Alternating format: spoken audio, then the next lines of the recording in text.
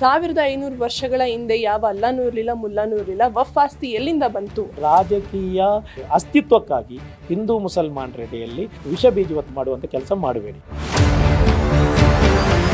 ಮತ್ತು ಇಸ್ಲಾಂ ಅದು ಅನಾದಿ ಕಾಲದಿಂದ ಪ್ರವಾದಿ ಮುಹಮ್ಮದ್ ಸಲ್ಲಲ್ಲಾಹು ಅಲೈಹಿ ವಸಲ್ಲಂ ಬಂದಿರೋದು 1400 ವರ್ಷಗಳ ಮುಂಚೆ ಅಷ್ಟೇ. ನಿಮಗೆ ಇಸ್ಲಾಂ ಬಗ್ಗೆ ಗೊತ್ತಿಲ್ಲದಿದ್ದರೆ, ಅಜ್ಞಾನಿಗಳಾಗಿದ್ದರೆ ಸ್ವಲ್ಪ ಇಸ್ಲಾಂ ಬಗ್ಗೆ ಕಲಿಬೇಕು. ಇಸ್ಲಾಮಿನ ಕೊನೆಯ ಪ್ರವಾದಿ ಯಾರು? ಪ್ರೊಫೆಟ್ ಮುಹಮ್ಮದ್ ಸಲ್ಲಲ್ಲಾಹು ಅಲೈಹಿ ವಸಲ್ಲಂ. ಅವರು ಅರೇಬಿಯಾಗೆ ಬಂದು 1470 ವರ್ಷ ಆಗಿರುವುದು. ಇಸ್ಲಾಂ ಸ್ಥಾಪನೆ ಮಾಡಿದ್ದು ಅಲ್ಲಾ, ಅದರ ಸ್ಥಾಪಕ ಅಲ್ಲ. ಅಲ್ಲಾಗೆ ಜೀವಿಲ್ಲ, ನಿರಾಕಾರ. ಅವನು ಎಲ್ಲಿ ಹುಟ್ಟಿದ? ಅವನು ಹುಟ್ಟಿಲ್ಲ. ಅವನು ಹುಟ್ಟಿದವನು ಅಥವಾ ಹುಟ್ಟಿಸಲ್ಪಟ್ಟವನು ಅಂತ ನಂಬಿದರೆ ನಾವು ಇಸ್ಲಾಂ ಆಗಲ್ಲ, ಮುಸಲ್ಮಾನ್ ಆಗಲ್ಲ. ಅವನಿಗೆ ಆದಿ ಇಲ್ಲ, ಅಂತ್ಯವಿಲ್ಲ. ಅವನು ಎಂದೆಂದೂ ಶಾಶ್ವತವಾಗಿ ಜಗತ್ತನ್ನು ನಿಯಂತ್ರಿಸುವಂತ ಜಗನ್ ನಿಯಂತ್ರಕ.